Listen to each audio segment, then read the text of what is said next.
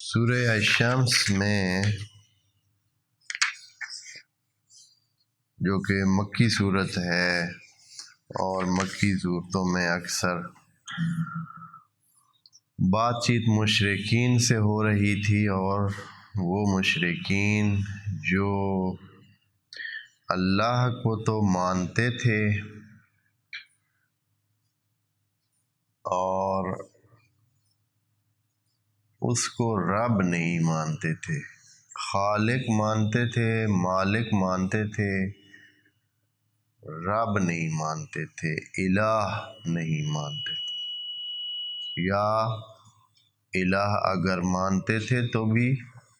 مشترک، یعنی عبادت اللہ کی بھی کرتے اور بتوں کی بھی کرتے، دونوں کی۔ تو